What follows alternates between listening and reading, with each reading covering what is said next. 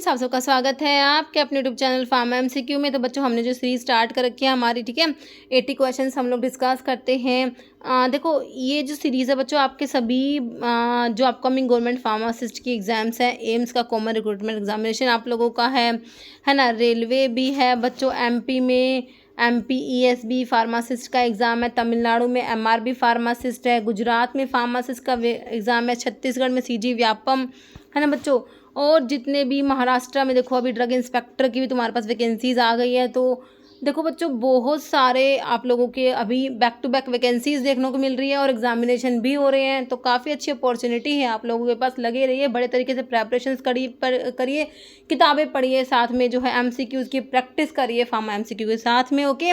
और अभी आप लोगों की अपनी ऐप फार्मा MCQ की ऐप भी अवेलेबल है, जिसे आप प्ले स्टोर से डाउनलोड कर सकते हो। बाकी डिस्क्रिप्शन बॉक्स में ऐप की लिंक है, जहाँ पर आपको टेस्ट सीरीज मिल जाती है और डिफरेंट कोर्सेज भी है।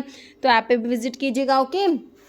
तो अभी देख लो इसमें questions, which of the following is selective alpha 1 adrenergic antagonist in the treatment of benign prostatic hyperplasia BPH, है ना। तो देखो, आपका कौन सा अल्फा 1 ब्लोकर इसमें यूज़ करेंगे। तो तुम्हें बता दिया कि तुम्हें अल्फा 1 ब्लोकर बताना है। तो अभी ऑप्शन देखोगे, प्राजोसिन, टैमसिलोसिन। देखो, मीटोप्रोलोल तो आपका बीटा ब्लोकर है, प्रोपेनोल बीटा ब्लोकर, इन दोनों को तो काट ही दो। तुम्हें तो क्वेश्चन में ही बता दिया सेलेक्टिव अल्फा 1 एड्रिनर्जिक एंटागनिस्ट। तो आपका जो ये बिनाइन प्रोस्टेटिक हाइपरप्लाजिया में ना अल्फा 1 ब्लोकर ही यूज़ करे जाते हैं, है ना। तो आपको तो क्वेश्चन में इतना बता दिया। अब देखो, लेकिन प्राजोसिन, टीराजोसिन, डॉक्साजोसिन, टैमसिलोसिन सारे अल्फा 1 ब्लोकर है।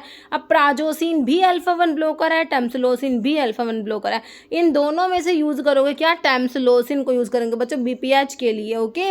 तो ऑप्शन आपका बी बिल्कुल करेक्ट हो जाएगा, टैमसिलोसिन। कह रहे हैं सेलेक्टिव अल्फा 1 ब्लोकर्स जो होते हैं बच्चों, ये यूज़ करे जाते हैं BPH के लिए।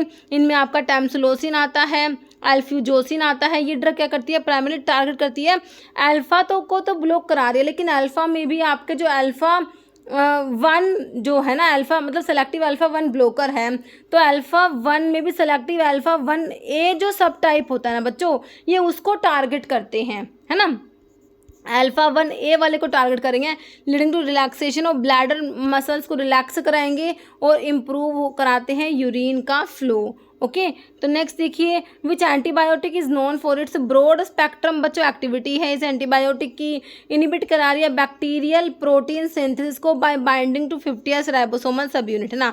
तो देखो, यहाँ पर एजिथ्रोमाइसिन तुमको मैक्रोलाइड एंटीबायोटिक दे रखी है ना। तो प्रोटीन सिंथेसिस को कौन सा इनिबिट करा रहा है? वैसे मैक्रोलाइड कराती है, तो ऑप्शन तो 1 ही करेक्ट हो गया, A ही करेक्ट हो गया। वैनकोमाइसिन तो बच्चों सेल वॉल पे एक्ट करने वाले ड्रग में तुमने वैनकोमाइसिन पढ़ रखे, जो रेडमैन सिंड्रोम करा देते हैं, जिसको मर्सा के लिए, मैथिसन रेजिस्टेंट स्टेफाइलोकोकस ऑरियस के लिए आपकी वैनकोमाइसिन दी भी जाती है ना। सिप्रोफ्लोक्सासिन फ्लोरोक्विनोलोन्स में आता है, DNA गायरेज पे एक्ट करेंगे भाई। मीरोपिनम तो आपका इमीपिनम, मेरोपेनम, फेरोपेनम, आपके जो बीटा लैक्टम एंटीबायोटिक पढ़ते हो, पेनिसिलिन, सिफेलोस्पोरिन, कार्बापिनम्स, मोनोबैक्टम, इस कार्बापिनम्स में आते हैं। तो बीटा लैक्टम एंटीबायोटिक में ही आ गई ये तो, है ना। तो ये तो यहाँ पर आंसर तुम्हारा क्या चला गया बच्चों? प्रोटीन सिंथेसिस को इनिबिट कराने का काम तुम्हारा एजिथ्रोमाइसिन का है, 50S से बाइंड करेगी और ब्रॉड स्पेक्ट्रम जो है एक्टिविटी होती है इसकी, और ये मैक्रोलाइड्स में आती है, macrolides, okay. Option A correct है। Which antibiotic class primarily associated with nephrotoxicity बच्चों, नेफ्रोटॉक्सिसिटी कोज करा रही है बच्चों, ऑटोटॉक्सिटी भी करा रही है, specially one use high dose में यूज़ करोगे या दूसरी नेफ्रोटॉक्सिक ड्रग के साथ में। तो हमने कितनी ही बार पढ़ा है कि हमारे जो एमिनोग्लाइकोसाइड एंटीबायोटिक होती है वो ऑटोटॉक्सिक होती है और नेफ्रोटॉक्सिक होती है ना। बाकी पेनिसिलिन, सिफालोस्पोरिन, फ्लोरोक्विनोलोन्स दे रखा है। तो यहाँ पर आपके एमिनोग्लाइकोसाइड बिल्कुल करेक्ट हो गई, option A. Which urinary antiseptic is known for it's efficacy against both gram positive and gram negative pathogens in the urinary tract with achieving significant systemic level, है ना। तो ये जो आपका यूरिनरी एंटीसेप्टिक है बच्चों, ये ग्राम पॉजिटिव बैक्टीरिया के अगेंस्ट भी एफिकेशियस है और ग्राम नेगेटिव पैथोजेंस के लिए भी, है ना। तो वैनकोमाइसिन दे रखा तुमको, फोस्फोमाइसिन, अमोक्सिलिन या डॉक्सीसाइक्लिन, ओके। तो यहाँ पर हमारी ड्रग हो जाएगी फोस्फोमाइसिन। देखो, माइसिन आ रहा है तो, लेकिन ये मैक्रोलाइड्स में नहीं आती। फोस्फोमाइसिन आपकी ऐसी ये यूरिनरी एंटीसेप्टिक होता है, इसकी efficacy gram positive gram negative दोनों पैथोजेंस के अगेंस्ट एफिकेशियस है ये, और in the urinary tract with achieving significant systemic level. आपका फोस्फोमाइसिन यहाँ पर करेक्ट होगा। फोस्फोमाइसिन बच्चों एक फोस्फोनिक एंटीबायोटिक में आएगी ये, है ना। और ये कैसे काम करती है, ये बैक्टीरियसिडल होती है एक बात तो, और बैक्टीरिया के सेल वॉल पे एक्ट कर रही है, कह रहे inhibit cell wall biogenesis by inactivate करा रही है किसको, एंजाइम, कौन सा है बच्चों, यूडीपी, एन एसिटाइल ग्लूकोसामीन 3-इनोल पायरुवाइल ट्रांसफरेज को also known as MURA, okay. ये फोस्फोमाइसिन तुम्हारी ब्रॉड स्पेक्ट्रम एंटीबायोटिक होती है, सेल वॉल पे एक्ट करती है बैक्टीरिया की, सेल वॉल के सिंथेसिस पे इफेक्टिव होती है against a wide range of gram positive gram negative bacteria, making it a suitable choice for urinary tract infections के लिए। Also achieve significant systemic level which is important for treating infections that may have spread beyond the urinary tract, okay. Which agent is primarily use करेंगे किसके लिए बच्चों, for prophylaxis and treatment of urinary tract infection की prophylaxis के लिए, treatment के लिए, due to its action of bacterial adherence to euro epithelial cells, है ना। तो कह रहा है ड्यू टू इट्स एक्शन, इसका एक्शन कहाँ पर है, on bacterial adherence to euro epithelial cells, nitrofurantoin है, ट्राइमिथोप्रिम है, मैथिनामिन है, सिप्रोफ्लोक्सिन। देखो बच्चों ये सारे ही यूटीआई के लिए यूज़ कर सकते हो आप, लेकिन जो यहाँ पर स्पेशल बात लिखी हुई है कि भाई ट्रीटमेंट के लिए यूज़ कर रहे हो प्रोफाइलैक्सिस के लिए, क्यों, due to its action on bacterial adherence to euro epithelial cells, तो इसके लिए जो फिट होगा इसमें यहाँ पर आपका नाइट्रोफिरेंटोइन ही करेक्ट होगा। यूरिनरी एंटीसेप्टिक में आपने नाइट्रोफिरेंटोइन को पढ़ा है, बिल्कुल आता है, तो ऑप्शन ए आप लोगों का करेक्ट हो जाएगा। मैथिनामिन होता है ना बच्चों, ये एक प्रोड्रग होता है, ये बॉडी में जाके जो इसका फॉर्मल्डिहाइड, जो इसको जब एसिडिक यूरिन मिलेगा ना तो ये फॉर्मल्डिहाइड में कन्वर्ट होता है, okay. Nitrofurantoin known for its ability to prevent bacteria from adhering to lining of the urinary tract, okay, making it a particularly effective treatment option for UTI के लिए। Amphotericin B की बात हो रही है, पर्टिकुलरली इफेक्टिव होती है against systemic fungus infection due to its ability. तो एम्फोटेरिसिन बी क्या कराएगी बच्चों, सिंपल तुम्हारा ना मैकेनिज्म ही पूछा हुआ है एम्फोटेरिसिन बी का, कह रहे इनहिबिट कराएगी माइटोटिक स्पिंडल को फंगल की सेल में, बाइंड करेगी फंगल डीएनए से, इनहिबिट करा देगी एप्लीकेशन, बाइंड करेगी भाई एर्गोस्टिरोल से बाइंड करती है एम्फोटेरिसिन बी, फंगल की सेल मेम्ब्रेन जो होती है बच्चों, मेम्ब्रेन जो है फंगल की सेल मेम्ब्रेन, उसमें एर्गोस्टिरोल होता है, एर्गोस्टिरोल से बाइंड करके क्या करेगी बच्चों, पोर्स क्रिएट करा देगी जिससे कि आयंस वगैरह सारे लीक हो जाएंगे, ओके। क्या करती है, बाइंड करती है एर्गोस्टिरोल से फंगल की सेल मेम्ब्रेन में, फॉर्मिंग पोर्स, है ना, पोर्स क्रिएट करा देती है बच्चों, बिल्कुल करेक्ट हो गया। बाकी इनहिबिट करे ग्लूकन की सिंथेसिस इन फंगल की सेल वॉल पे एक्ट करने वाली ड्रग बताओ बच्चों, आपने इकाइनोकैंडिन्स में कैस्पोफंजिन मीकाफंजिन पढ़ते हो, सेल वॉल पे एक्ट करती है तो ग्लूकन के सिंथेसिस को इनहिबिट कराती है, वो वाली ड्रग होती है ये। तो यहाँ पर तुम्हारे एम्फोटेरिसिन बी ने क्या करा, ये एर्गोस्टिरोल से जाके जुड़ गई, वहां पर जो मेम्ब्रेन थी सेल मेम्ब्रेन फंगल की, उसमें एर्गोस्टिरोल था, वहां से जाके जुड़ गई एर्गोस्टिरोल से और क्या कर दिया, पोर्स बना दिए वहां पर, जिससे कि आयंस वगैरह सारे बाहर की तरफ लीक हो जाएंगे, ओके। नेक्स्ट है which antifungal agent is commonly used as topical treatment के लिए फॉर डर्मेटोफाइटिक इन्फेक्शन के टॉपिकल ट्रीटमेंट के लिए, साइक्लोपिरोक्स दोगे, एम्फोटेरिसिन बी दोगे, इट्राकोनाजोल जो कि अजोल्स में आता है, कैस्पोफंजिन जो तुम्हारा इकाइनोकैंडिन्स में आता है, तो भाई हम साइक्लोपिरोक्स देंगे। कौन सा एंटी फंगल देंगे, टॉपिकल एंटी फंगल की बात हो रही है बच्चों, साइक्लोपिरक्स करेक्ट हो जाएगा। विच कीमोथेरेप्यूटिक एजेंट एल्काइलेटिंग एजेंट होता है, यूज करेंगे ट्रीटमेंट ऑफ वेरियस कैंसर। तुमने जब एंटी कैंसर ड्रग का क्लासिफिकेशन पढ़ा मेरे बच्चों, एंटी कैंसर ड्रग में आपके सबसे पहले एल्काइलेटिंग एजेंट्स आते हैं, उसमें एक तो आता है नाइट्रोजन मस्टर्ड्स, नाइट्रोजन मस्टर्ड्स में मीक्लोरिथामिनमस्टिन HCl आता है, साइक्लोफोस्फेट आईफोस्फेट क्लोरोमिथेन मेल्फिन आते हैं, एल्काइल सल्फोनेट्स में ब्यूसल्फन आता है बच्चों, है ना। तो यहाँ पर देखो मीक्लोरिथामिनमस्टिन ऐसे साइक्लोफोस्फेट आईफोक्लोरम्ब्यूसिन, ये मेल्फ्लैन है, ये मेल्फ्लैन बोला मैंने, है ना। विलिन क्रिस्टन विलिन प्लास्ट हमारे विन का एल्कलॉइड्स होते हैं बच्चों, तो ये अलग काम करते हैं, ट्यूबुलिन के पॉलीमराइजेशन को आपका जो है प्रिवेंट कराने का काम है। ड्रोक्सोरुबिसिन डोनोरुबिसिन एंटी कैंसर एंटीबायोटिक है, मिथोट्रिक्सिन एंटी मेटाबोलाइट में फोलेट एंटागनिस्ट में आता है। तो जो हमारा आंसर तो ऑप्शन सी करेक्ट हो गया, मेल्फ्लैन एल्काइलेटिंग एजेंट होता है जिसे आप यूज करते हो in the treatment of various cancer, anti cancer drug है, एंटी नियोप्लास्टिक है, एंटी मैलिग्नेंट भी बोल सकते हो। कह रहे mechanism of action of methotrexate as an anti neoplastic agent. Methotrexate बच्चों मैंने तुम्हें क्या बताया, एंटी मेटाबोलाइट में आता है बच्चों। एंटी मेटाबोलाइट जो होते हैं उसमें फोलेट एंटागनिस्ट आते हैं, प्यूरिन एंटागनिस्ट आते हैं और पिरिमिडिन एंटागनिस्ट आते हैं। फोलेट एंटागनिस्ट में आपकी मीथोट्रिक्सेट आती है, प्यूरिन एंटागनिस्ट में 6 मर्कैप्टोप्यूरिन, 6 थायोग्वानिन, एज ए थायोप्रिन फ्लोराबिन आता है। पिरिमिडिन में 5 फ्लोरोयूरोसिल, साइटोसिन, अरेबिनोसाइड, ये साइटोरेबिन सब आते हैं। मीथोट्रिक्सेट की बात करो, क्या disruption of microtubule function, induction of DNA strand break, inhibit कराएगा डीएचएफआर को। बिल्कुल बच्चों option C, dihydrofolate reductase inhibitor में तुम्हारा मीथोट्रिक्सेट आता है बच्चों। फोलिक एसिड के सिंथेसिस को इनिबिट करा देगा, ऑप्शन सी करेक्ट है। टोपोआइसोमेरेज 2 पे काम नहीं करेगा, ये ऑप्शन सी तुम्हारा करेक्ट हो जाएगा। क्या enzyme kinetics are often studied using the Michaelis Menten equation. What does Michaelis constant indicate. तो बच्चों एक तो याद रखना कि भाई एंजाइम काइनेटिक्स को स्टडीज करने के लिए आपका इक्वेशन कौन सा है, इसका नाम याद कर लो, माइकेलिस मेंटन इक्वेशन। इसमें Km होता है, माइकेलिस कांस्टेंट को इंडिकेट कर रहे हो तुम Km से, ये भी अपने आप में एक क्वेश्चन बन गया। तो Km क्या इंडिकेट करता है बच्चों, क्या टोटल कंसंट्रेशन एंजाइम का नहीं होता, ये सबस्ट्रेट का कंसंट्रेशन होता है। बिल्कुल time it take for reaction to reach, तो ये टाइम नहीं है, एंजाइम का मैक्सिमम रिएक्शन रेट भी नहीं होता। Km होता है सबस्ट्रेट का कंसंट्रेशन होता है, क्या होता है, सबस्ट्रेट का वो concentration eight which reaction rate is half of its maximum, है ना। वी मैक्स का हाफ होगा सबस्ट्रेट की वो कंसंट्रेशन जिन पे जो हमारा रिएक्शन रेट होता है वो मैक्सिमम का हाफ होता है। This is known as Km, है ना। तो इसके ऊपर मैंने वीडियो बनाया हो बच्चों, देख लेना, काफ़ी इंपॉर्टेंट वीडियो है। ओके, ऑप्शन बी सही है। कह रहे which antibiotic class is primarily associated with nephrotoxic specially when used. हाँ, ये हमने अभी कर लिया, क्वेश्चन रिपीट हो गया ना। एमिनोग्लाइकोसाइड एंटीबायोटिक होती है ना। कह रहे which ocular drug is used to treat bacterial conjunctivitis course करा देगी बच्चों। Bacterial conjunctivitis use to treat कराने के लिए, बैक्टीरियल कंजक्टिवाइटिस है उसको ट्रीट कराने के लिए क्या दोगे, मोक्सीफ्लोक्सासिन दोगे, टीमोलोल थोड़ा ना दोगे, बीटा ब्लॉकर, किटोरोलैक दोगे क्या, बिल्कुल नहीं, प्रेडनिसोलोन, तो क्या दोगे, मोक्सीफ्लोक्सासिन। ये हमारा फ्लोरोक्विनोलोन्स में आता है बच्चों, जो डीएनए गायरेज पे एक्ट करते हैं, वो वाली ड्रग है ये, जो सिप्रोफ्लोक्सासिन, ओफ्लोक्सासिन, स्पारफ्लोक्सासिन, मोक्सीफ्लोक्सासिन, है ना।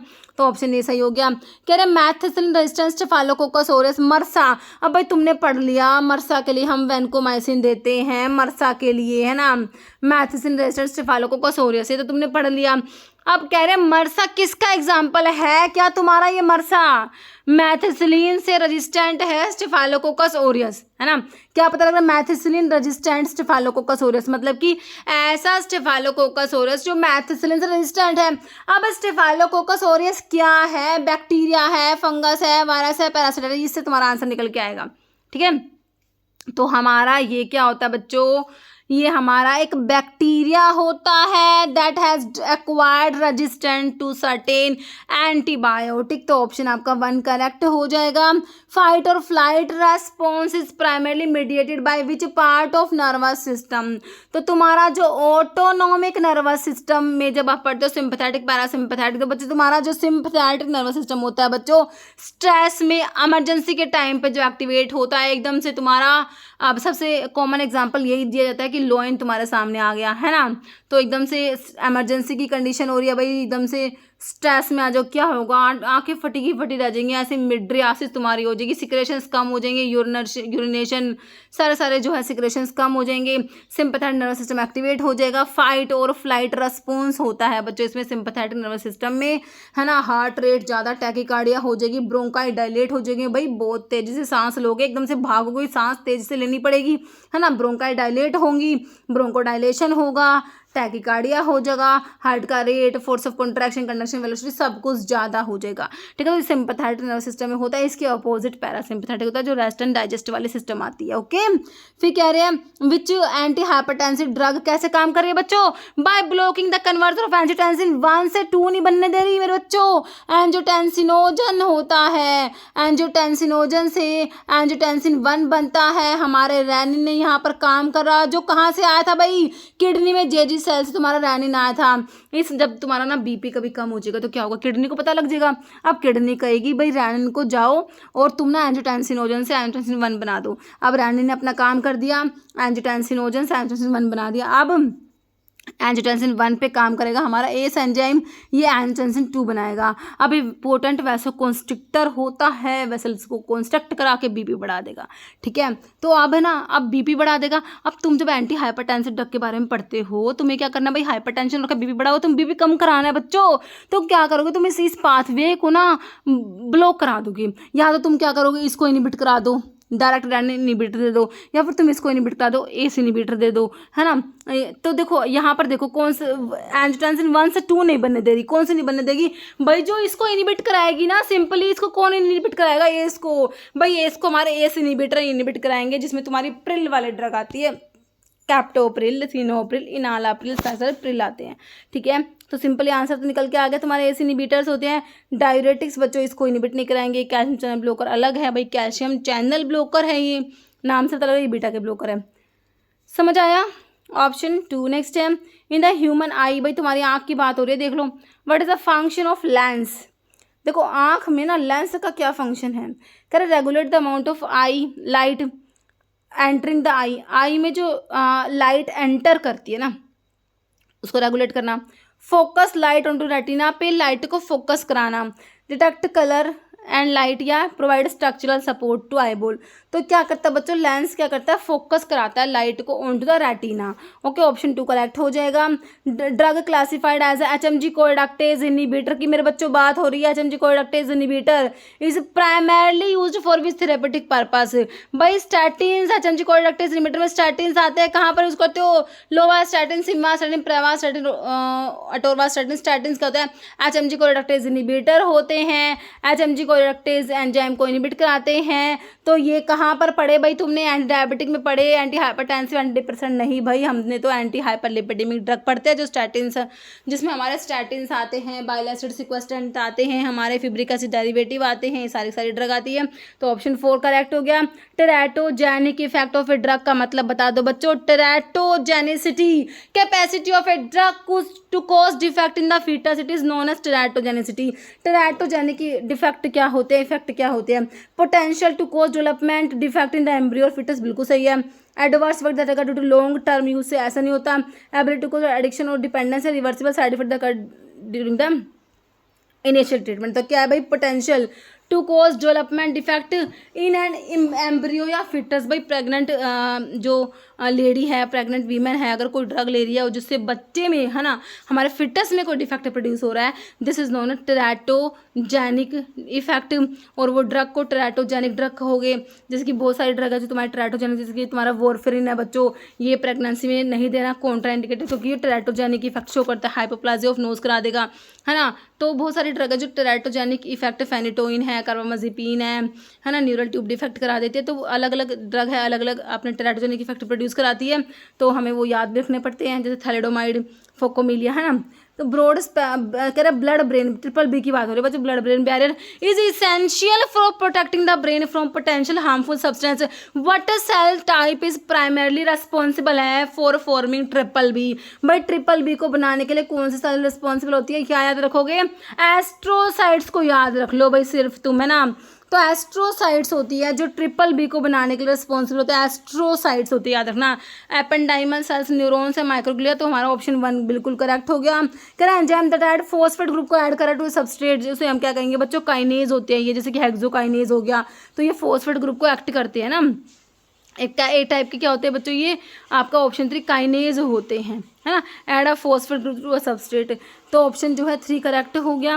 बाकी लाइगेज, डीएनए लाइगेज हो गया। हाइड्रोलेज, भाई हाइड्रोलिसिस कराएंगे, वाटर के प्रेजेंस में तोड़ना, है ना। आइसोमरेज, जो आइसोमराइजेशन रिएक्शंस को कैटलाइज कराएंगे। तो यहाँ पर बच्चों ऑप्शन 3 तुम्हारा बिल्कुल करेक्ट है। करें in hospital pharmacy closed loop drug distribution system primarily aims to. तो क्लोज लूप जो ड्रग डिस्ट्रीब्यूशन सिस्टम है उसका प्राइमरी क्या एम है, enhance the efficiency of drug delivery to various department, ensure controlled access to narcotic drug, minimize drug cost by bulk purchasing and reduce medication error from prescribing से administration तक के medication के error को कम करना। ये ही देखो question को ध्यान से पढ़ा करो, तुमने से क्या पूछा है, हॉस्पिटल फार्मेसी में close loop drug distribution system का प्राइमरीली क्या एम है, तो क्या है, रिड्यूस कराता है मेडिकेशन एरर को फ्रॉम प्रिस्क्राइब करी मेडिकेशंस को और एडमिनिस्टर तक करने तक, जो भी एरर्स होते हैं उन सबको कम कराना हमारा इसका प्राइमरी एम है, मेन उद्देश्य होता है। तो ऑप्शन 4 करेक्ट हो गया। कह रहे हॉस्पिटल फार्मेसी में जो close loop drug distribution system होता है इसका प्राइमरी एम क्या होता है, पेशेंट की सेफ्टी को इम्प्रूव करना, मेडिकेशन एरर को कम कराना, एनहेंस कराना ओवरऑल मेडिकेशन मैनेजमेंट एफिशिएंसी को।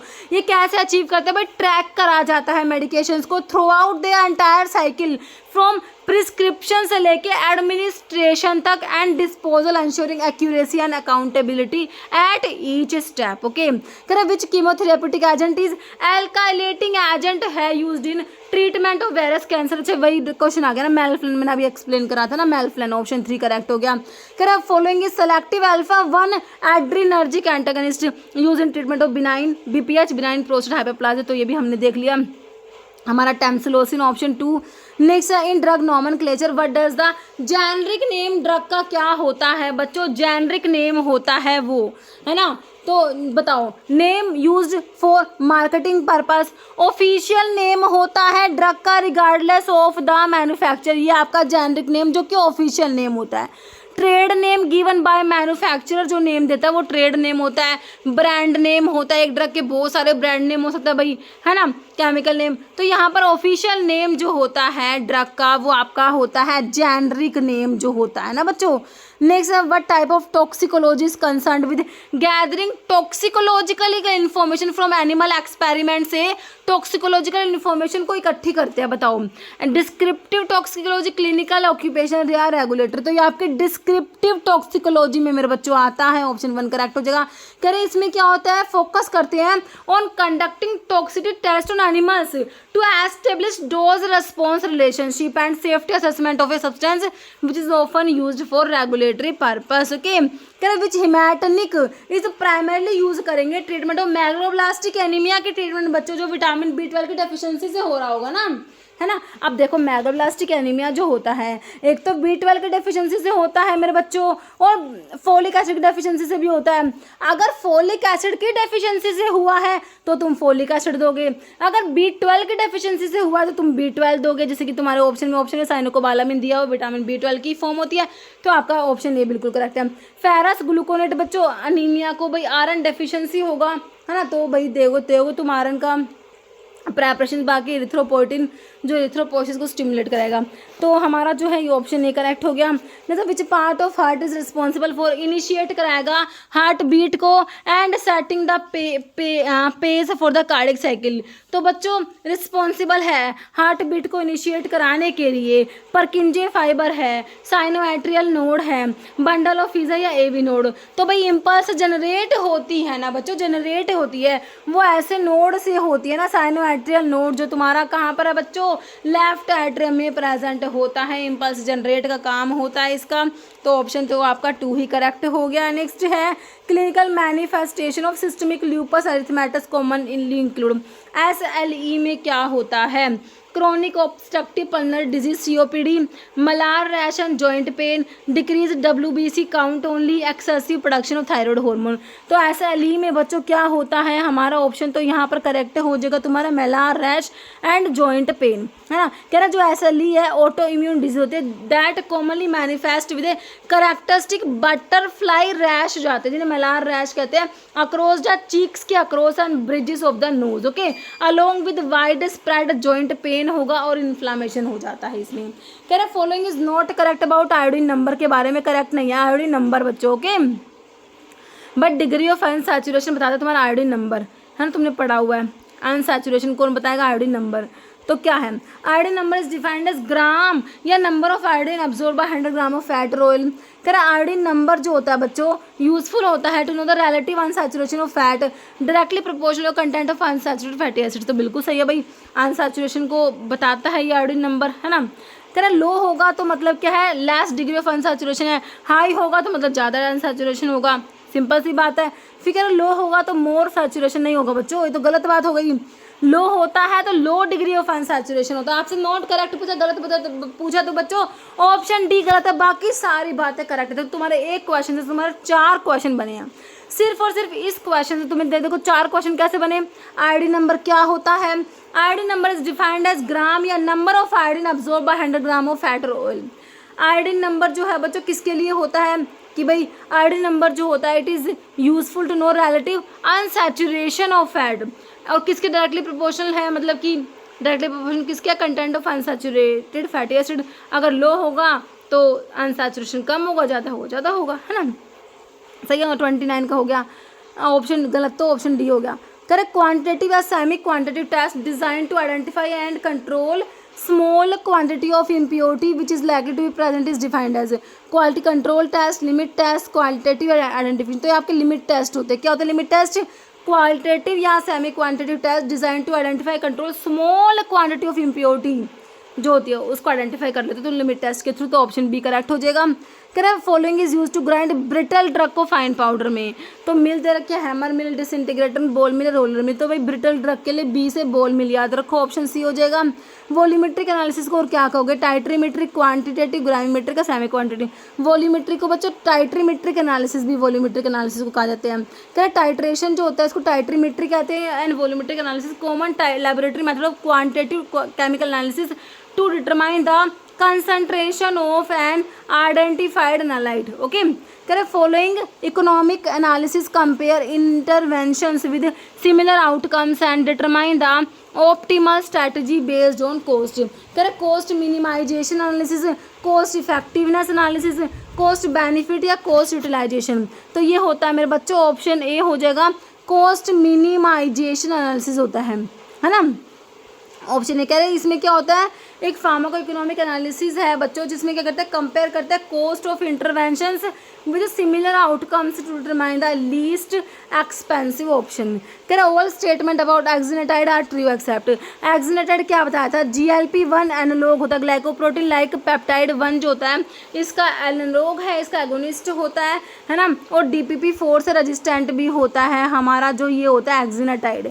GLP-1 का एगोनिस्ट होता है, इसको सबक्यूटेनियस रूट से देते हो, डिक्रीज करेगा ग्लूकागोन के सिक्रेशन को, इंसुलिन के सिक्रेशन को इंक्रीज भी कराएगा, ये भी याद रखना। इसको टाइप 2 डायबिटीज के लिए दोगे बच्चों, ना कि टाइप 1 के लिए। इट कैन बी बच्चों टाइप 2 के लिए देंगे, इसको टाइप 1 के लिए नहीं देते। तो सारी बातें करेक्ट है एक्सेप्ट में हमारा ऑप्शन बी आ गया। ओके बच्चों, नेक्स्ट है for thermophilic microbes microorganisms minimum growth temperature require कितना होता है? थर्मोफिलिक की बात हो रही है, 20, 37, 45 या 65। तो थर्मोफिलिक जो होते हैं बच्चों इनके लिए 45 डिग्री सेल्सियस होता है मिनिमम ग्रोथ टेम्परेचर जो होता है। थर्मोफिलिक के लिए 45 होता है। कितना होता है? थर्मोफिलिक के लिए 45 होता है। कह रहे मेसोफिलिक बैक्टीरिया जो होते हैं इनके लिए bacteria which grow between 10 to 45 degree Celsius, और ऑप्टिमम ग्रोथ जो है 20 से 40 पे होती है। साइक्रोफाइल जो होते हैं कोल्ड लिविंग होती हैं और इनके लिए ऑप्टिमम टेम्परेचर 10 to 20 होता है। थर्मोफाइल्स के लिए बच्चों ग्रोथ रेंज 25 से 80 तक है और ऑप्टिमम होती है 50 से 60 पे। ओके बच्चों, तो थर्मोफिलिक के लिए मिनिमम ग्रोथ टेम्परेचर जो है वो कितना हो जाएगा? थर्मोफिलिक के लिए हमारा हो जाएगा, ठीक है। तो ऑप्टिमम तो 50 से 60 है हमारा, बाकी जो इसमें पूछा मिनिमम तो ऑप्शन सी 45 हो जाएगा। कह रहे हाइपोडर्मिक इंजेक्शंस आर एडमिनिस्टर्ड करते हैं कहाँ पर? Skin between epidermal and dermal layer into tissue of relax muscles loose connective and adipose tissue immediately beneath the dermal skin layer या इनटू कार्डिक मसल्स, है ना। तो ये बच्चों हाइपोडर्मिक इंजेक्शंस होते हैं, इनको एडमिनिस्टर करेंगे into loose connective and adipose tissue immediately beneath, dermis के नीचे, डर्मल स्किन लेयर के नीचे, बीनीथ है ना। हाइपोडर्मिक डर्मिक के डर्मिस के नीचे, है ना। ऑप्शन सी करेक्ट हो गया।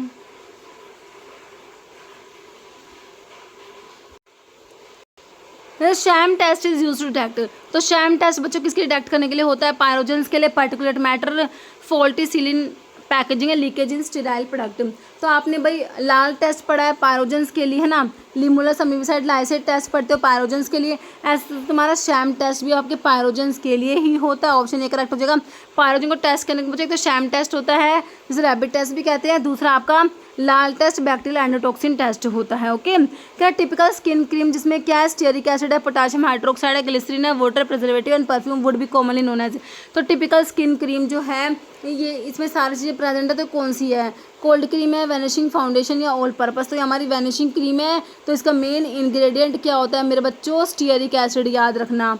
और vanishing cream oil in water emulsion में आता है आप लोगों का। Okay, temperature at which solubility of surfactant is equal to critical micelle concentration की इक्वल होती है, उस टेम्परेचर को क्या कहोगे, क्राफ्ट पॉइंट कहेंगे बच्चों। क्या कहेंगे हम इसको, ऑप्शन बी हो जाएगा, क्राफ्ट पॉइंट होता है। और सीएमसी क्या होता है, कंसंट्रेशन होता है सर्फेक्टेंट का in a solution above which they start to aggregate, या माइसिल फॉर्मेशन जिस टेम्परेचर पे, नहीं जिस कंसंट्रेशन पे, सीएमसी क्या है बच्चों, कंसंट्रेशन है सर्फेक्टेंट की, जिस कंसंट्रेशन पे माइसिल फॉर्मेशन स्टार्ट हो जाती है वो आपका सीएमसी होता है।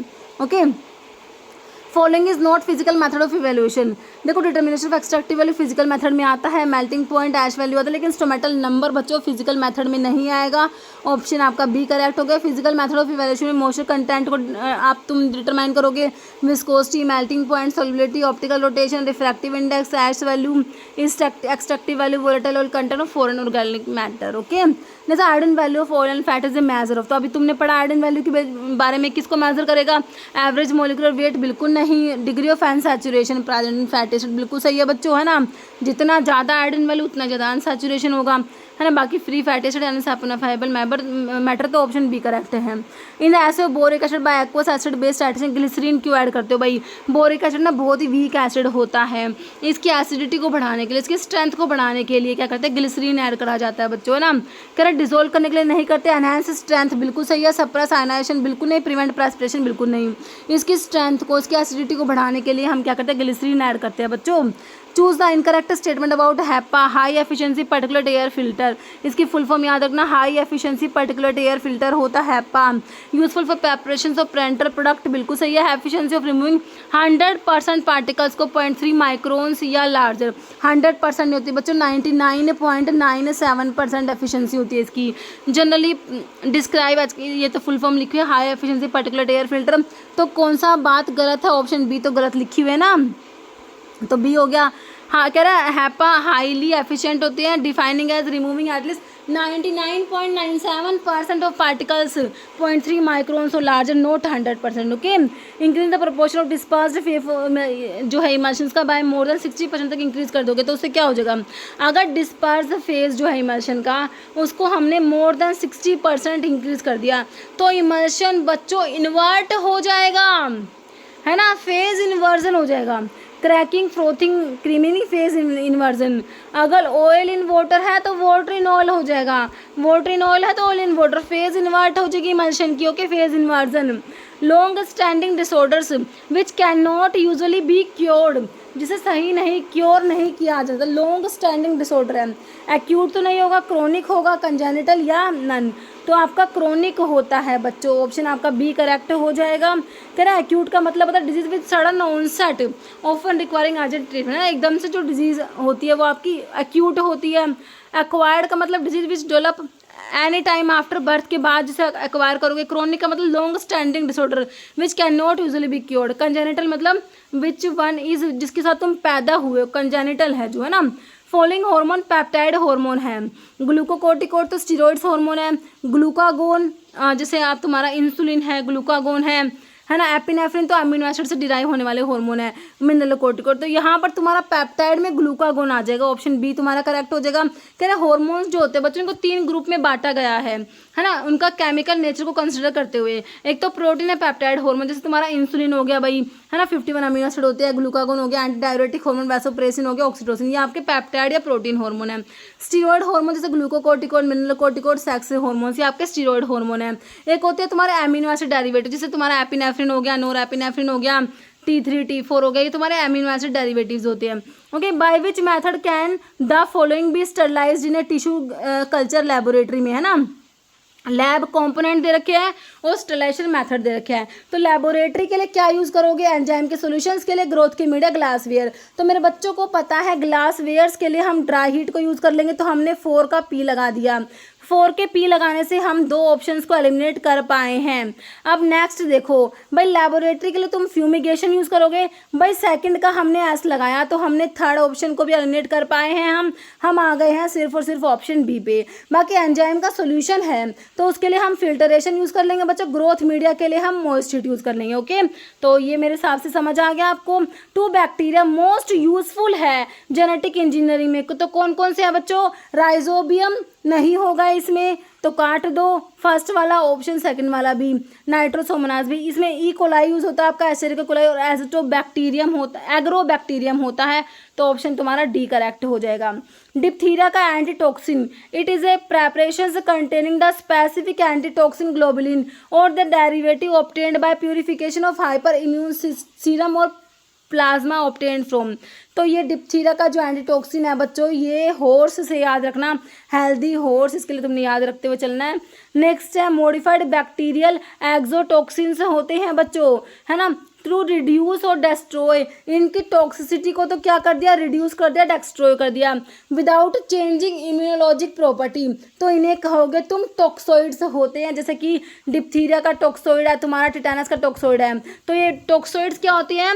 मॉडिफाइड बैक्टीरियल एक्सोटॉक्सिन होते हैं बच्चों, है ना, टू रिड्यूस और डिस्ट्रॉय, या तो इनकी टॉक्सिटी को कम कर दिया या फिर डिस्ट्रॉय कर दिया, विदाउट चेंजिंग इम्यूनोलॉजिक प्रॉपर्टी। ये आपके टॉक्सोइड्स होते हैं, याद रखना। ऑप्शन आपका सी बिल्कुल करेक्ट हो गया, है ना। Main difference in true bacteria mycoplasma is that it does not possess. भाई माइकोप्लाज्मा क्या है? सेल वॉल डेफिशिएंट होते हैं। माइकोप्लाज्मा और ट्रू बैक्टीरिया में क्या डिफरेंस है? भाई तुम्हारे माइकोप्लाज्मा होते हैं, do not possess cell wall, cell wall deficient होते हैं हमारे माइकोप्लाज्मा। क्या है? Cell wall deficient bacteria. Enhancement of virulence का मतलब बता दो क्या होता है? भाई वीरुलेंस मतलब भाई कोई बैक्टीरिया कितना कैपेबल है डिजीज कोज करने के, दिस इज नोन एज वीरुलेंस। अब वीरुलेंस को बढ़ा दिया तुमने तो इसे कहते हैं हम एक्सोल्टेशन। अगर तुम वीरुलेंस को कम कराते तो तुम कहते हैं एटीन्यूएशन। दोनों अपोजिट टर्म हो गए एक दूसरे के, एक्सोल्टेशन और एटीन्यूएशन। ओके, एक्सोल्टेशन का मतलब वीरुलेंस को बढ़ाना, मतलब कि अब वो बैक्टीरिया जो है वो ज़्यादा कैपेबल हो गया डिजीज कोज करने के, है ना, उसे कहेंगे एक्सोल्टेशन। और अगर बैक्टीरिया कम कैपेबल हो गया, तुमने वीरुलेंस को कम करा दिया, तो उसे कहेंगे एटीन्यूएशन। ठीक है, तो यहाँ पर ऑप्शन है एक्सोल्टेशन हो गया। एनहेंसमेंट ऑफ वीरुलेंस होता है बच्चों, क्या? वीरुलेंस बढ़ गया पैथोजन का, एक्सोल्टेशन जो पैथोजन है बैक्टीरिया तुम्हारा more capable of causing severe disease in host. Attenuation का मतलब कम, pathogen become less capable. Okay, number of pharmacist required in a hospital pharmacy department of a 200 bedded hospital. तो इसके लिए तुमने कैसे याद करा हुआ है? 50, फिर अब तुम 500 लिखते हो, उसके बाद तुम 100, 200, 300 लिखते हो ना। इधर आप 3 और 2 5 और 3 8 और 2 10 और 5 15 ऐसे याद कर रखा तुमने। ठीक है, तो 200 बेडेड 200 बेडेड हॉस्पिटल्स के लिए हमारे 8 फार्मासिस्ट आए मेरे बच्चों। ऑप्शन जो बी में तुम्हें 8 फार्मासिस्ट दे रखे हैं। ये 10 वाले 300 बेडेड के लिए आए तुम्हारे, ये 5 वाले 100 के लिए आए, 7 वाले इसमें दे नहीं रखे। ओके, नेक्स्ट है swelling index, swelling factor, it is use to check adulteration. इन किसके लिए स्वेलिंग फैक्टर है, स्वेलिंग इंडेक्स यूज करते हो? भाई हमारा isabgol, Plantago ovata, Plantaginaceae family, है ना बच्चों। तो ईसबगोल जो होता है प्लांटेगो ओवाटा, इसका अडल्ट्रेंट है प्लांटेगो लैंसियोलेट है, जिसका स्वेलिंग फैक्टर 5 होता है, और इसका कितना होता है? 10 to 14 होता है ईसबगोल का, प्लांटेगो ओवाटा का, है ना। नक्स वोमिका इंडोलेक्लोड्स में आता है। स्ट्रैक्नोज नक्स वोमिका लोकेनियसी फैमिली होती है। स्ट्रैक्निन ब्रूसिन प्रेजेंट है। सीएनएस स्टिमुलेंट बिटर स्टोमैकिक टॉनिक होता है तुम्हारा नक्स वोमिका। ठीक है, रोवोल्फे सर्पेंटाइन एपोसाइनेसी फैमिली। रिजर्पिन होता है भाई एंटी हाइपरटेंसिव होता है, रिजर्पिन बहुत ज़्यादा जरूरी है। सर्पगंधा स्नेक लाइक रूट होता है, सांप की जैसी रूट होते हैं रोवोल्फे की, छोटा चंद भी कहते हैं। आईपीकैक, सिफालिस आईपीकैक की रुबेसी फैमिली होती है, इसमें एमिटिन और सिफालिन प्रेजेंट होता है। आईपीकैक सिरप एज एमिटिक तुमने पढ़ा होगा, है ना, और रुबेसी फैमिली बता दी। चलो भाई, एक्सपेक्टोरेंट भी होता है, एंटी एमेबिक भी होता है बच्चों। ये विच द फॉलोइंग ग्लाइकोसाइड वाले ड्रग बता दो कौन से? नक्स वोमिका तो इंडोल एल्कलॉइड में आई तुम्हारी। ब्लैक कैटेचू टैनिन्स एस्ट्रिंजेंट्स होते हैं, टैनिन्स में आते हैं ये। एसोफोटिडा हींग फ्रूला फोटिडा एम्बेलिफेरी फैमिली है। हींग किस में आता है? एसोफोटिडा रेजिन्स वाले ड्रग में आता है ना बच्चों। डेविस डंग सिनोनिम है इसका। डिजिटालिस ग्लाइकोसाइड्स की ड्रग में बिल्कुल, डिजिटालिस परप्यूरिया, डिजिटालिस की फैमिली आपकी स्क्रोफुलेरियसी, है ना। कार्डिक ग्लाइकोसाइड में डिजिटालिस आता है। कार्डियोटोनिक होता है तुम्हारा डिजिटालिस, ऑप्शन डी तुम्हारा करेक्ट हो गया है। Disease with sudden onset often requiring urgent treatment, तो अभी बताया तुम्हें मैंने क्या होता है, ये एक्यूट होता है ना, ऑप्शन ए करेक्ट हो जाएगा। हाँ एक्यूट वही, sudden onset often requiring urgent treatment. Acquired मतलब तुमने जैसे एक्वायर करा है ना, आफ्टर बर्थ। कंजेंटल जिसके साथ तुम पैदा हुए हो। क्रोनिक मतलब long standard disorder which can not usually be cured. Okay, following is incorrect about smooth muscles के बारे में गलत बात बताओ भाई, तुम्हारे स्मूथ मसल्स हैं है ना, उसके बारे में क्या गलत है। नॉन स्टेटेड होती है, इनवॉल्यूंट्री होती है, it is found in the wall of hollow organs की वॉल में प्रेजेंट है। वॉल्यूंट्री नहीं होती मेरे बच्चों, इनवॉल्यूंट्री होती है। ये क्या होती है, इनवॉल्यूंट्री होती है। तो इनकरेक्ट में तुम्हारी ऑप्शन डी इनकरेक्ट हो गई। बाकी कहाँ पर present, in the wall of hollow organs, involuntary है, नॉन स्टेटेड है, स्मूथ मसल्स के बारे में तीनों बातें याद रखना। कौन सा करेक्ट है, ग्लैंड्स के बारे में लिखा हुआ है। Gland that discharge their secretions into the epithelial surface of a organ इधर डायरेक्टली और थ्रू ए डक्ट, है ना, इनमें डक्ट होते हैं बच्चों। ये एक्सोक्राइन ग्लैंड लिख रखे, बिल्कुल सही बात है, एक्सोक्राइन ग्लैंड में डक्ट होते हैं। और दूसरी कह रहा है discharge their secretions into blood और लिम्फ, इन्हें एंडोक्राइन ग्लैंड कहते हैं। इनमें डक्ट नहीं होते, डक्ट लेस होती है, इनके सिक्रेशंस को हार्मोन कहते हैं। देखो दोनों बातें करेक्ट है मेरे बच्चों, तुमसे इस क्वेश्चन से तुम्हें पता लगा एक्सोक्राइन ग्लैंड क्या होती है, एंडोक्राइन ग्लैंड क्या होती है। दोनों ग्लैंड का डेफिनेशन कवर कर पाए हो आप इस क्वेश्चन के थ्रू, है ना। तो ग्लैंड जो डिस्चार्ज करेगी देयर सिक्रेशंस को on the epithelial surface of organ, है ना, तो ये आपके इधर डायरेक्टली और थोड़ा डक्ट, है ना, तो इनमें डक्ट होते हैं। एक्सोक्राइन में, एंडोक्राइन में डक्ट नहीं, तो डक्ट लेस होती है। इनके एंडोक्राइन सिक्रेशंस जो है, एंडोक्राइन ग्लैंड के सिक्रेशंस को क्या कहते हैं, हार्मोन, जैसे कि थायराइड ग्लैंड, है ना, ये सब होती है। नेक्स्ट देखो, पेल्विक कैविटी कंटेन, पेल्विक देखो, पेल्विक कैविटी, एब्डोमिनो पेल्विक कैविटी जो होती है, एब्डोमिनो पेल्विक कैविटी, एब्डोमिनो पेल्विक कैविटी मतलब एब्डोमिनल कैविटी और पेल्विक कैविटी को इकट्ठा बोलते हैं, एब्डोमिनो पेल्विक कैविटी। एब्डोमिनल कैविटी में हमारा लीवर, स्टमक, गॉल ब्लैडर ये सब आ जाएंगे एब्डोमिनल में। पेल्विक में यूरिनरी ब्लैडर आता है बच्चों, तो यही पूछा हुआ, ऑप्शन डी करेक्ट हो गया तुम्हारा, है ना। कह रहा है एब्डोमिनल पेल्विक कैविटी में हमारा एब्डोमिनल पेल्विक कैविटी आता है। अपर पोर्शन जो एब्डोमिनल कैविटी है इसमें stomach, liver, pancreas, spleen, gall bladder, kidney, small intestine and most of large intestine आएगा। लोअर जो पेल्विक कैविटी है उसमें क्या क्या आएगा, यूरिनरी ब्लैडर आएगा, रेस्ट और लार्ज इंटेस्टाइन बची हुई है जो lower portion, internal reproductive organ आ जाएंगे। और एक ना मेरे बच्चों वेंट्रल कैविटी एक बार पूछा हुआ था, वेंट्रल कैविटी में क्या क्या आता है। वेंट्रल कैविटी में तुम्हारी थोरेसिक कैविटी आती है जिसमें तुम्हारा हार्ट है ना, और साथ में एब्डोमिनो पेल्विक कैविटी, ये दोनों मिलके क्या बनाती है, वेंट्रल कैविटी, याद रखना, ठीक है। ये क्वेश्चन पूछा हुआ था। इनकरेक्ट बता दो कौन सा इसमें से फॉलोइंग इज इनकरेक्ट, क्या गलत है, देखो अब इसमें फाइंड आउट करो। गलत, ब्रेन एंड स्पाइनल कोड, बिल्कुल CNS में ब्रेन और स्पाइनल कोड होते हैं। Completely surrounded by 4 membrane meninges, हमने तो 3 ही मेम्ब्रेन पढ़ी है भाई, 4 लिख दी इन्होंने, इसका मतलब कि गलत है भाई। मेनिंजेस तो 3 पढ़ते हो, डैप से ड्यूरामीटर, एक्नोड, पायामीटर, 3 ही तो पढ़ी है, 4 कहाँ से आ गई, तो ये तो गलत लिख दिया इन्होंने, सरासर गलत है, ऑप्शन तो यही गलत है। फिर कह रहे हैं ड्यूरा एंड एक्नोड मैटर्स, जो डैप है ना, ड्यूरामीटर, एक्नोड, पायामीटर, ड्यूरामीटर और एक्नोड मैटर आर सेपरेटेड बाय सब ड्यूरल स्पेस, इनके बीच में सब ड्यूरल स्पेस होता है।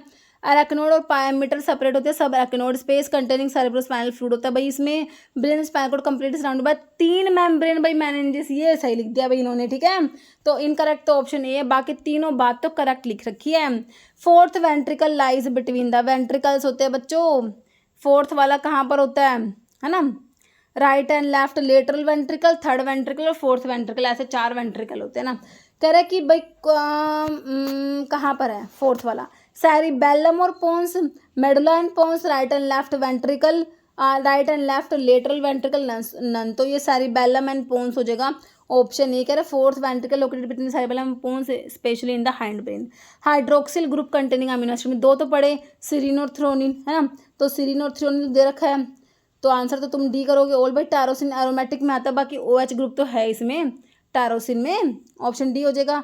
फॉलोइंग हार्मोन अमीनो एसिड से डिराइव होते हैं, तो पढ़े थे अभी तुमने, एड्रेनलिन, नोराड्रेनलिन है, और तुम्हारा कौन सा था, T3 T4 और थे, ये अमीनो एसिड डिराइव जो है आपके हार्मोन से। ग्लूकोकोर्टिकोड और मिनरलोकोर्टिकोड तो स्टीरॉइड्स में चले जाएंगे, है ना। ग्लूकागोन आपका पेप्टाइड में, यहाँ पर एपिनेफ्रिन हो जाएगा, ऑप्शन सी जो तुम्हारा अमीनो एसिड डेरिवेटिव वाले में आ जाएगा, कौन सा, एपिनेफ्रिन, है ना। तो यहाँ पे हमने पढ़ लिया। नेक्स्ट है फॉलोइंग ट्रू, बचा अब इसमें फिर से बताओ true. Excessive production of growth hormone का अगर प्रोडक्शन ज़्यादा हो गया बच्चों तो उससे क्या हो जाएगा, बच्चों में कह रहे गिगेंटिज्म हो जाएगा और अडल्ट्स में एक्रोमेगैली। फिर एल्डोस्टेरोन हमारा मोस्ट प्रोमिनेंट मिनरलोकोर्टिकोइड होता है। Progesterone is synthesized and secreted by corpus luteum and placenta, या फिर ओल। तो कौन सी बात सही है? तो बच्चों तीनों बातें करेक्ट लिख रखी है इसमें तुम्हें। अगर ग्रोथ हार्मोन ज़्यादा हो गया है ना तो बच्चों में गिगेंटिज्म हो जाएगा, बड़ों में एक्रोमेगैली हो जाएगा। एल्डोस्टेरोन तुम्हें पता है मेन मिनरलोकोर्टिकोइड होता है। प्रोजेस्टेरोन जो है बच्चों, प्रोजेस्टेरोन सिंथेसाइज्ड और secreted by corpus luteum and placenta. कह रहे हैं icteric index is a measure that is used to identify anaemia को, डायबिटीज को, जॉन्डिस को, गाउट को। भाई किसको आइडेंटिफाई करोगे इसे तुम? हम जॉन्डिस को करेंगे, पीलिया जॉन्डिस है ना। कह रहे हैं simple test to measure the yellow colour of serum due to bilirubin की वजह से जो सीरम का येलो कलर हो गया उसको तो हम इससे मेजर करते हैं। It is rather crude and almost outdated, however it is often useful for rapid assessment of neonatal jaundice है ना। तो अभी जो है ये आउटडेटेड हो चुका है। ओके, नेक्स्ट है active proteolytic enzyme in gastric juice. तुम्हारा जो स्टमक में जो गैस्ट्रिक जूस है उसमें प्रोटीन को तोड़ने वाला एंजाइम कौन सा है जो एक्टिव है? भाई देखो पेप्सिनोजन और पेप्सिन दोनों दे रखे हैं, लेकिन क्वेश्चन ने फंसा दिया, एक्टिव पूछा है। अब बच्चे सोचेंगे पेप्सिनोजन है, लेकिन पेप्सिनोजन से तो पेप्सिन बनता है, ये जो इनएक्टिव फॉर्म है पेप्सिनोजन, तो पेप्सिन एक्टिव फॉर्म है ना बच्चों, एक्टिव पूछा है। तो ऑप्शन बी हो जाएगा पेप्सिनोजन से। पेप्सिन कौन बना रहा है? तुम्हारा HCl जो पाइटल सेल से आ रहा है, ठीक है। तो ऑप्शन बी सही है। Polyuria is a condition character. Polyuria, poly मतलब ज़्यादा, यूरिया मतलब यूरिन, यूरिन का प्रोडक्शन ज़्यादा हो गया तो तुमने उसको पोलीयूरिया कह दिया। ऑप्शन ए करेक्ट हो गया। Appearance of glucose in the urine, तो इसको कह दोगे तुम glucosuria, glucosuria. Proteinuria, protein होगा यूरिन में, प्रोटीन यूरिया। तो ऑप्शन तो ए करेक्ट हो गया यहाँ पर। In female ovulation take place in regular menstrual cycle, तो ये ओवुलेशन जो होता है बच्चों, एग जो रिलीज होता है वो 14वें दिन है ना, 14 डे होता है, 14th डे। ऑप्शन नहीं हो जाएगा। विच हार्मोन वर्क एंटागोनिस्टिकली पैराथॉर्मोन्स के ऑपोजिट काम करता है? आपका कैल्सिटोनिन जो थायराइड ग्लैंड का हार्मोन है, T3 T4 calcitonin thyroid gland का हार्मोन है। देखो कैल्शियम के लेवल को रेगुलेट करने के लिए हमारा 3 हार्मोन PTH पैराथॉर्मोन्स, कैल्सिटोनिन और कैल्सिट्रायोल आता है। इसमें 2 तो कैल्शियम लेवल को बढ़ाएंगे, एक कम कराता है, वो कैल्सिटोनिन। कैल्सिटोनिन कैल्शियम के लेवल को कम कराएगा बच्चों, कम कराता है कम, और PTH बढ़ाता है कैल्शियम के लेवल को। कैल्सिट्रायोल जो एक्टिव फॉर्म है विटामिन डी की वो भी बढ़ाएगा कैल्शियम के लेवल को, लेकिन कैल्सिटोनिन थायराइड ग्लैंड वाला कम कराएगा, याद रखना है। तो एंटागोनिस्टिक है पैराथॉर्मोन्स के कौन? कैल्सिटोनिन है, कैल्सिटोनिन याद रखना। Okay, which one of the following is not one of the steps of homeostasis? नहीं है, होम्योस्टैसिस नहीं है, ये हीमोस्टैसिस है। होम्योस्टैसिस तो तुमने पढ़ा था कांस्टेंट इंटरनल एनवायरनमेंट, ये हीमोस्टैसिस है ना। देखो कोएगुलेशन मतलब कि ब्लड का स्टैसिस मतलब रुकना, ब्लड का क्लोट एक तरीके से। Note one of the step, एक स्टेप नहीं है इसमें। कह रहे हैं कोएगुलेशन, भाई कोएगुलेशन होगा, वैसो कॉन्स्ट्रिक्शन होगा, प्लेटलेट का प्लग बनेगा। हीमोफीलिया का मतलब तो क्या होता है भाई? जिसमें ब्लड क्लोट ही नहीं होता, हीमोफीलिया, ब्लड क्लोट ही नहीं होता, बहता ही रहेगा, ठीक है। तो ऑप्शन आपका डी हो गया। स्टेप हीमोस्टैसिस में नहीं आता हीमोफीलिया। कह रहे हैं इसके स्टेप्स कौन कौन से होते हैं? कॉन्स्ट्रिक्शन होता है ब्लड वेसल का, वैसो कॉन्स्ट्रिक्शन होता है, उसके बाद फॉर्मेशन टेम्परेरी प्लेटलेट का प्लग बनेगा, एक्टिवेशन होगा, कोएगुलेशन कैस्केड एक्टिवेट होगा, फिर आपका फिब्रिन का प्लग बनता है। ये आपका होता है हीमोस्टैसिस में। ओके, रेडिएशन स्लैश में गामा रेज ऑब्टेन होते हैं किससे? कोबाल्ट 60 और सीजियम 137 पड़ा हुआ है। ऑप्शन ए बिल्कुल करेक्ट हो जाएगा तुम्हारा, कोबाल्ट 60 है ना बच्चों। कैल्शियम ग्लूकोनेट के एसिड के लिए acid base titration redox कॉम्प्लेक्सोमेट्री non aqueous, तो भाई इसके लिए हम कॉम्प्लेक्सोमेट्री टाइट्रेशन को यूज कर लेंगे। In and dash process temperature constant होगा थ्रू आउट द प्रोसेस, जो टेम्परेचर नहीं, हाँ टेम्परेचर को कांस्टेंट करने के लिए आइसोटोनिक नहीं होगा, आइसोथर्मिक, थर्मिक मतलब टेम्परेचर, आइसो मतलब सेम, कांस्टेंट टेम्परेचर को आइसोथर्मिक। थर्मिक में आइसोकोरिक और आइसोबैरिक का मैंने देखो लिख रखा है, आइसोकोरिक मतलब वॉल्यूम प्रोसेस कांस्टेंट है, आइसोबैरिक में प्रेशर कांस्टेंट है। Okay, Kjeldahl method sample contain nitrogen is digest with, तो जिल्डाल मेथड जो है बच्चों नाइट्रोजन को एस्टिमेट करने के लिए तुम इसको यूज़ करते हो, है ना। तो नाइट्रोजन को डाइजेस्ट करेंगे इसमें कंसनट्रेटेड H2SO4 के साथ में, है ना। ऑप्शन डी हो जाएगा। Unit of radioactivity curie होती है बच्चों, ऑप्शन ए में तुम्हें दिया है किलोग्राम जूल्स mg नहीं होगा, क्यूरी होगा रेडियो एक्टिविटी की unit. Following hormones produce by thyroid gland, thyroid gland के हार्मोन कौन कौन से हैं? हाँ ठीक है, थायराइड स्टिमुलेटिंग हार्मोन तो हमारा किसका है, किसका है? पिट्यूटरी में, एंटीरियर पिट्यूटरी का मैंने तुमको बताया था। थायरोट्रोपिन रिलीजिंग हार्मोन, तो ये रिलीजिंग और रिलीज इनहिबिटरी हार्मोन तुम्हारे हाइपोथैलेमस के होते हैं।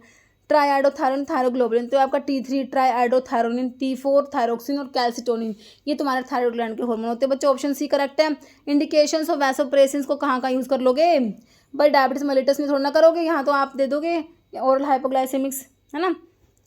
बाकी यहाँ पर हाइपरटेंशन दे रखा है और क्या दे रखा है, pituitary diabetes insipidus, incomplete abortion, तो आपका पिट्यूटरी डायबिटीज इंसिपिडस के केस में यूज़ करोगे आप वैसोप्रेसिन एंटी डायरेटिक हॉर्मोन्स को, जो तुम्हारी पोस्टीरियर पिट्यूटरी का हार्मोन है ना बच्चों। About dash of total calcium present human blood is in the blood, blood में कितना कैल्शियम है, कितना है बताओ, 99, 75 है 1, ओनली एंड ओनली 1%। सारा तो बोन्स में हमारा कैल्शियम, भाई कैल्शियम का हड्डियों में होता है, बोन्स में होता है, ब्लड में तो बहुत ही कम है, सिर्फ 1% होता है, बाकी 99 तो कहाँ पर हड्डियों में प्रेजेंट है। कह रहा 1% कैल्शियम होता है ब्लड में, सारा बाकी का तुम्हारे बोन्स में और टीथ में होता है। कह रहे which of the following is not a bone in the human body, में बोन नहीं है। स्टर्नम, तो भाई हमारा जो चेस्ट बोन को स्टर्नम बोलते हो, है ना। और ह्यूमरस, आपके हाथ में ह्यूमरस, फिर रेडियस अल्ना, पैरोमिड, फीमर, टिबिया, फिबुला होते हैं। Pericardium is not a bone, option C correct हो गया। अब simple, dofetilide is which class of anti arrhythmic drug. देखो बच्चों, जब आपने एंटी एडमिक का क्लासिफिकेशन पढ़ा था ना, तो उसमें क्लास 3 में तुम्हारे पोटाशियम चैनल ब्लॉकर आए थे, एम्योडारोन, ब्रिटाइलियम, डोफिटिलाइड और एबिटिलाइड, है ना। तो ये वही डोफिटिलाइड है, तो ये क्या है, क्लास 3 में आता है, जो कि तुम्हारे पोटाशियम चैनल ब्लॉकर होते हैं। क्लास 1 में हमने पढ़े सोडियम चैनल ब्लॉकर, क्लास 2 में बीटा ब्लॉकर, क्लास 1B में जैसे इसमें लिडोकेन आएगा, मैक्सिलिटिन आता है और फेनेटोइन, टोकेनाइड, और इसमें ये क्लास 1B में वही सोडियम चैनल ब्लॉकर ही है। तो यहाँ पर ऑप्शन डी तुम्हारा करेक्ट हो गया। ओके बच्चों, इतने क्वेश्चन थे आज की वीडियो में, मिलते हैं आप लोगों के साथ नेक्स्ट वीडियो में। ओके बच्चों।